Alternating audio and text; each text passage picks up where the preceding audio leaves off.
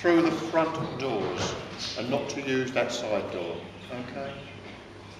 And the drivers will pull their vehicles up as close as they can, bearing in mind there are some parked cars out there, which they may ask people to move so they can get in position. Okay? Sit back and enjoy.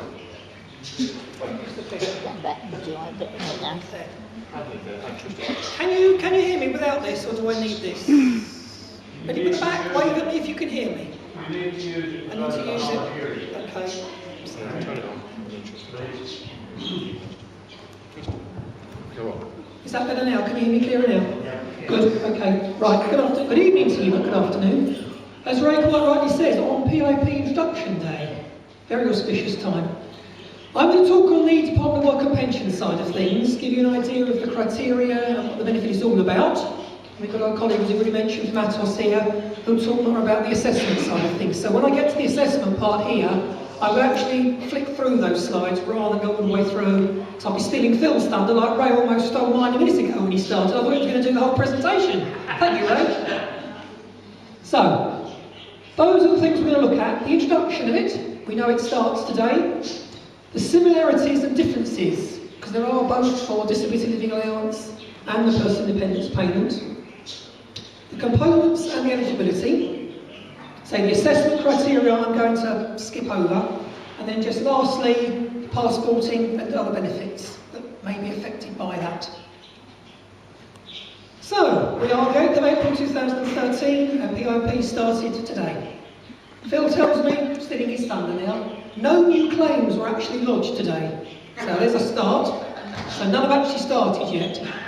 Ray's been reading my slides, because as you just heard, DLA started in 1992. And the background to personal independence payment is there actually are 70% of existing disability living allowance claims that have never been re-examined since they were started in the 90s. So rather than create a DLA review procedure, the personal independence payment was brought about with a great deal of consultation. I mean, MS Society is involved in the consultation. There were 50 organisations, about 500 individual people were involved in the background to it all. Are any of you familiar with RAID, Richmond Information Disability? They were certainly there, and their Teresa, bless her, was involved in that, and she did a lot of work around that, and this is what we've got as a part of that. These are the similarities and the differences that we have. Disability living allowance and the personal dependence payment, they're both going to be in-work benefits. They're both going to be non-taxable and non-means tested, so nothing's going to change on that score at all. What will be changing is the qualifying period. So whereas there's now a 3-month qualifying period, an ongoing 9-month prospective period for someone to be entitled to the personal independence payment. So we're looking at a condition that lasts for about a year. That was originally going to be a 6-month qualifying period, and it was then changed down to 3. So we've talked about the assessment criteria. It'll be a face-to-face consultation, and again, I'll let Phil mention that to you. I think the important thing to be aware of with personal independence payment is nobody will have a lifetime award.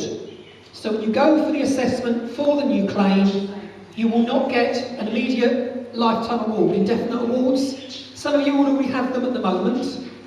When you're awarded your personal independence payment, it will not be for life. It will be an ongoing period of time, potentially 3, 4, 5, maybe 10 years. So there will be no indefinite awards at all. And there is going to be a new reconsideration process, and I'll talk about that towards the end of the presentation, just to give you a bit more of an idea. And those of you that represent organisations may already have heard about that, but I will talk more about that later on. Some of you at the back may not be able to see this, but this is actually the components and eligibility for personal independence payment. I'm sure you're aware already it's going to have 2 components, the same as disability living allowance. The first one will be a daily living, and the second will be a mobility. What you may not know is there are just going to be the 2 rates, the enhanced rate and the standard rate. So whereas at the moment we have 5 rates of disability living allowance, we're now just going to have 2 rates for the daily living, enhanced and standard, and 2 rates of mobility, the same as we do now. Again, the enhanced and the standard. And you'll see there, and Ray's already mentioned, it is a points-based system. So to get any benefit at all, you need to get at least 8 points for both or either components. And then for the enhanced rate, it's 12 points or more again.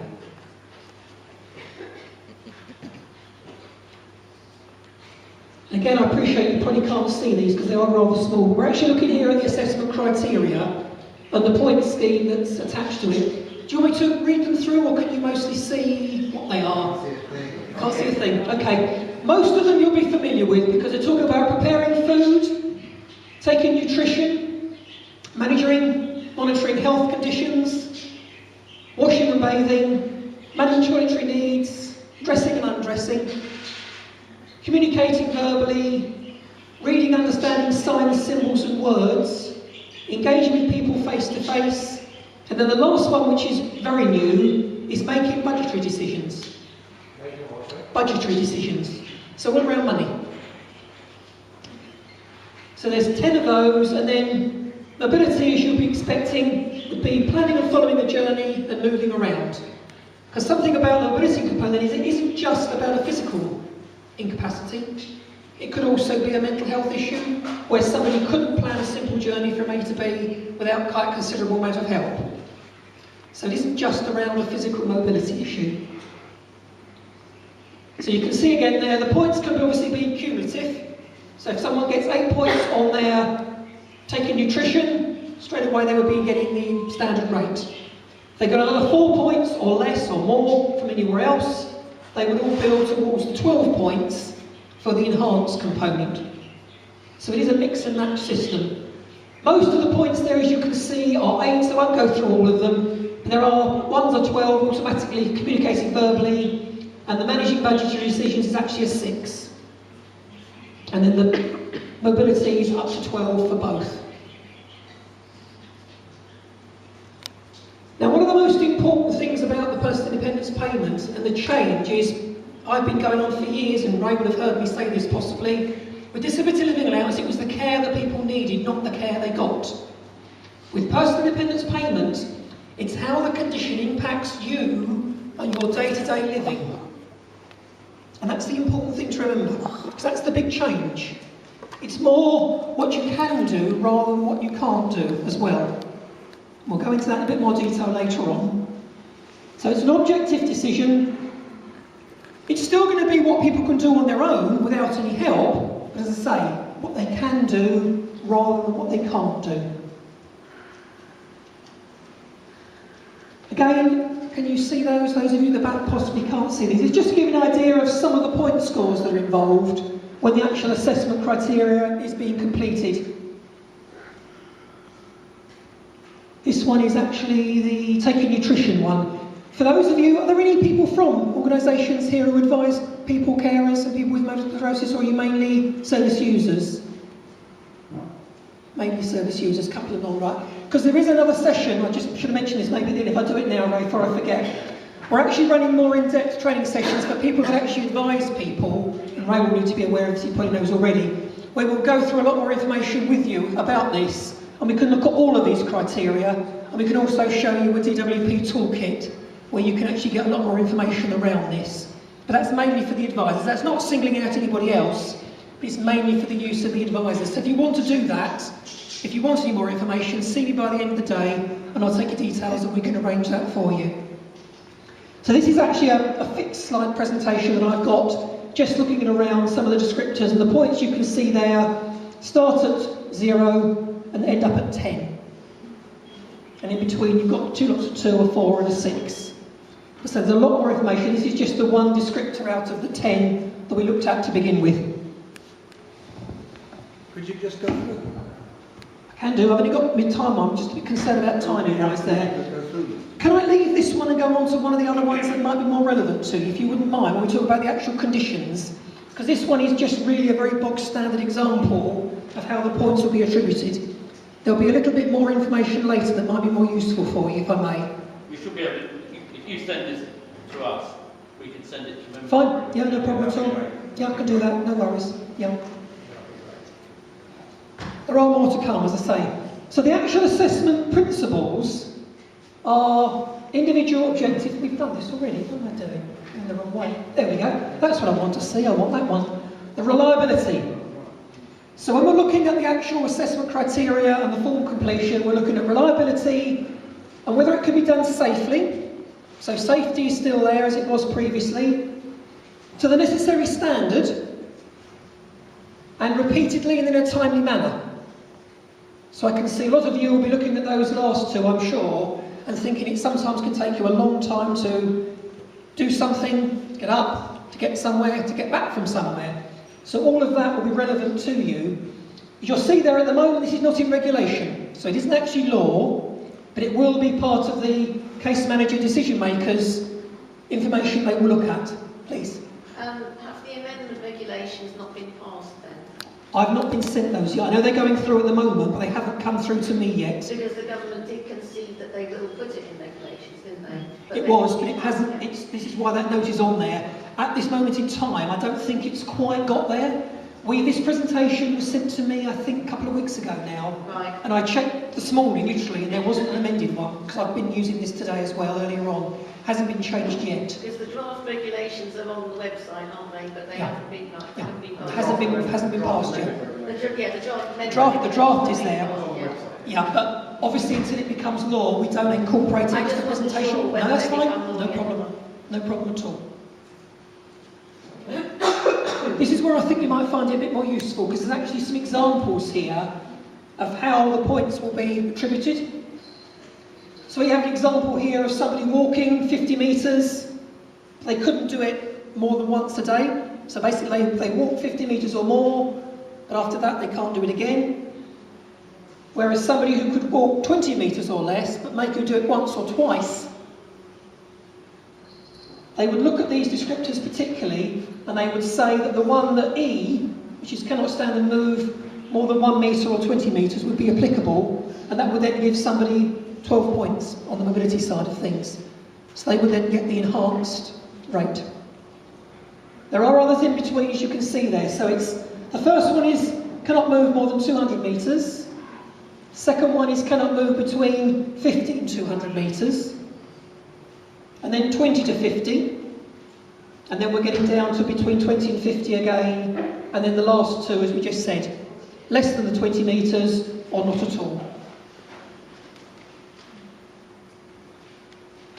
And then we've got another one here, which is the fluctuating condition, which again Ray mentioned earlier on. A little bit more involved. So we're looking at the percentage of days that people would need to be assessed on. And looking at this one, it could be two prescriptors, could be 50% of the time. Another one could be, I think, is it 70% of the time? Yeah, 70% of the time. So the two that are the 50% would actually be disregarded, and we would use E, which is the one that's 70% of the time, which would actually just give somebody 3 points in this particular example. So obviously they would need more from other criteria to qualify for the enhanced or standard payment. Is that making more sense to you now? Yep, that's what I was hoping it would, going on to this. And then I think this is the last example we've got here. This again is the reverse of what we've just had, where we've got somebody here who, this is the washing and bathing one, isn't it? Yeah. So where the B, which is needs aid to help wash or bath, is 20% of the time, and then D is 30% of the time. So it needs assistance to be able to wash either hair or below the waist. And then E is 5%, which is the needs assistance to be able to use a bath or shower. Because D is the higher percentage, it's actually D with the 2 points that is awarded rather than E or B. So all this is, we'll send this all out through to, it's not a problem, it can go out to you, no problem at all. It's not, the notes can't go, the notes aren't in there anyway. But I can send this to you and it can go out to people so you can study it in a bit more detail. If you could walk, go back to your mobility slide, if you can walk the 100 metres, but it's going to take you 20 minutes and you need frequent stops on the route, is that Put it all down. I mean, I'm not a decision maker, as you know, but any information like that would need to be put down. Definitely. Right, okay. Because I mean, one would hardly expect that to be called either timely or reasonable. No, exactly. That's what I'm saying. It needs to go down on the form, definitely. Yeah. And it fluctuates, of course, doesn't it? Sorry, say again? It fluctuates Indeed, as well. that's what we're saying. So anything like that, you would be looking at the percentages of times during the day, during the week, during the month, during the year, because it is a year we're looking at overall. It's not easy. No, we're still looking at the bad days. So we're not looking at all the good days still. So we're still looking at the bad days. You know, I know people want to be very positive about conditions they have, but we are still looking at the bad days when we're looking at this form being completed. They can pay to keep a diary, really. Always has done. I've always said that. With disability living allowance, we used to say that to people, there's no change with this at all. You would know, ideal, because you don't get an idea of where you stand on a day-to-day basis, or week to week. So yes. Just talking about aids and appliances, you mentioned earlier on how medical things have moved on, so have aids and appliances. I think the last one is probably the most relevant point here, is that if someone has something they need to use it to prepare food and things like that as a necessity, then it would be counted. But if it was just because they choose to use it, and the example here is a food mixer, for those of you that can't see, that would not be counted.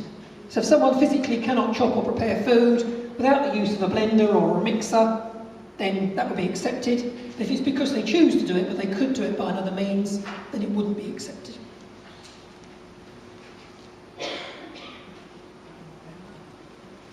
This is the bit, Phil, I'm going to skip, if you're all right with that. Yes? Yeah. Yep. And that one. And I'll just talk about that one, if I may. Sorry, I'm not doing that deliberately, but because Phil's helped, at one point when I spoke to Ray, I wasn't certain there was going to be somebody from Atos here, and I would have explained that to you. But with Phil here, you'll get a far better explanation than I would have been given you, I assure you. So we'll skip those two through. Passporting for other benefits. Those of you that receive the carers allowance, you probably already know it's going to be the enhanced and standard rate of care will get you the carers allowance still. No change on that at all. I know blue badge schemes, there's a lot of discussion around that and the changes that may or may not happen on that. That is a borough by borough thing, as I'm sure you're aware already. So some do worry about it, others don't. So we'll have to wait and see around that. Motability. I'm a bit puzzled by that because the Department for Transport have said that the automatic passporting is 8 points on the moving around activity. So I don't see why that would vary borough to borough. All I can say is I've heard from other boroughs they are still looking at their blue badge policy. So they're not subject to the Department for Transport. I don't know. That sounds very strange to me. But I know there are boroughs in London certainly that are looking at their blue badge policy. I know there are some out of London that already don't even worry about people receiving DLA and they'll give them a blue badge without it. I know within London it's more or less given. I meant the automatic entitlement. Oh, sorry. That won't have changed. No, I thought you meant the actual criteria you were talking about. It has changed because it's no longer because it was the higher rate mobility. Right. To automatically get a blue badge. It's now going to be the standard rate, but only if you get those 8 points from the moving around activity. And that's news to me. I hadn't seen that. That's what the Department for Transport said. Right. No, I have not. It came out quite a while ago. I've not seen that. I didn't bring it back to inverse because I assumed that it was something that the government spokesman. All we are told is that we'll still be passporting for the blue badge, but from borough to borough, as far as I was aware, it's going to vary still. 8 points on the moving around activity. Well, I've learned something tonight as well because I didn't realise that. That's the first I've heard of that. It's so on, thank you for that. gov.uk, that new thing, and it's an advancement from the Department for Transport. Fine. Because people keep panicking that they will only get one if they can't walk 20 metres. Yeah. So I keep having to tell them that's not the case because the passporting is 8 points on that moving around activity. That's why I know, because so many people are panicking, and I'm having to say, don't panic quite so much. Okay, well, I've learned something, so I hadn't realised that, to be truthful. And it will still obviously count for the premiums towards the other benefits that people are receiving, for the carers premium and the disability premium and things like that. Right. So, we know that new claims have started today. The actual new claims rollout for this area won't be till June, as far as we're aware at the moment. So the first new claims we'll receive in the London area and the rest of the country will be in June. So North East, North West of England at the moment are the first ones that started today. And then the first reassessments, I mean Ray's already mentioned this already, won't be till October 2013. And it will only be for people who are actually fixed term delay awards that are due to run out. So they'll only be between October 13 and September 15 if there are limited awards for children turning 16 and anybody who themselves reports a change in their circumstances. So if somebody calls us and says there's been a change in my circumstances between October 13 and September 15, they will also be invited to claim personal independence payment rather than have a review of their disability living allowance. And If they did that in May, that wouldn't happen. No, not till June. Nothing happens till June. And in October 2015, we will then start the national, and it's going to be a random selection of existing disability living allowance claims, and you'll all be invited to reclaim the personal independence payment. And it is going to be random. It's going to be top to bottom of my country. We assume, I may be wrong, but it'll be done by national insurance number. We haven't been told officially how it's going to happen, but we can dip into our computers and lift out national insurance numbers, and the letters will be sent out to you. We will look at the process in a bit more detail in a moment, but it is random because obviously we couldn't have it going borough by borough, because it just wouldn't work like that. There'll be too many people to be reassessed at one time. So it'll be done on a random basis. It'll go through from October 15 to 2017. So a 2-year rolling programme. The actual process itself to claim or reclaim, stage 1 will be a free phone number that you will ring just to basically say I want to claim personal independence payment, and you will then be sent the second part of the form, which will be to tell us how your condition affects you basically. The good news for you all is that disability living allowance, the form's got lots of questions, lots of repetition. This form itself is only going to have 17 questions. There are lots of dialogue boxes to fill in, so it still will look roughly the same size, but there isn't the repetition that you've had. You've seen the form, I'm sure, Raina. People I've spoken to, I've done this presentation or presented to a couple of national organisations other than MS Society, and I promise you, they've all said to me, this form is better than the old form was. There isn't the repetition there, it is more straightforward, the questions are very specific, but as I say, they are, the reason it is so big still, is there are some quite large dialogue boxes for people to fill in. So you fill the form out, you then go for the assessment, so I'll let Phil explain about that, and then all of that is then sent off to our decision makers or case managers. And I don't yet know where that will be for London. It may be in Blackpool, it may not. We haven't been told for certain yet. But the actual decision will then come from the Blackpool, we'll say for the moment, to you, awarding you your post-independence payment. And at the minute, those of you that are aware about the forms, it used to be the double dating, so we used to have a 6-week date. So the form was issued on day 1, it needs to be returned within 6 weeks. We're looking at this process being 4 weeks. So it is a narrow window.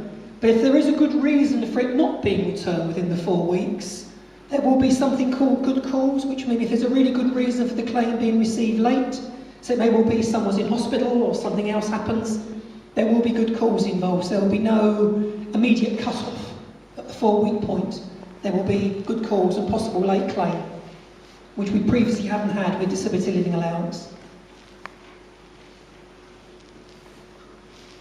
Something that's changing, it'll only be small change, but it has quite a big effect, is if there's a discrepancy or a dispute about the award, whereas previously there had to be some written instruction around somebody asking for reconsideration, now every case that is disputed by any means, whether it be verbal or written, will have to have a mandatory reconsideration given to it by another decision maker. So whoever who was made the decision on the existing case, if it's then challenged, another decision maker will look at it on their behalf and hopefully be able to resolve any issues. But if not, it will still go to an appeal, and we're having a new appeals procedure set up, which is going to be Her Majesty's Court and Tribunal Service, and they've already started work on the 1st of April, and they will only be dealing initially with post-independence payments and universal credit appeals, but they will over time take over all of the appeal work within the UK, but not at the moment. So at the minute it's just sort of sorting itself out as of last week. And I think, oh no, just a bit more information. We already had mention of the .gov, the gov.uk website. There is a lot of information on gov.uk around personal dependence payments, which is freely available for people. It does change quite frequently, because I have to check it myself. I checked it today to make sure there was nothing especially new that's come out. So it is worth checking on a day-to-day basis if you are an advisor. But obviously if you're a service user, if you want any more information, so we have said these slides can go out to you. They are only as good as they are today. They will change. The presentation tends to change every couple of months. It's changed, I think, 3 times this year already because of things that have changed locally.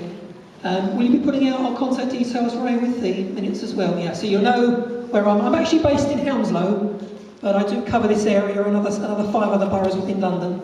So I do get myself active and busy round about the boroughs. From Wandsworth to Hillingdon is me. Now we're going to hold questions to after the break. So I'll stop at this point. Phil's going to change his laptop over with mine. So thank you for that, and we'll get back to you later on. Go on.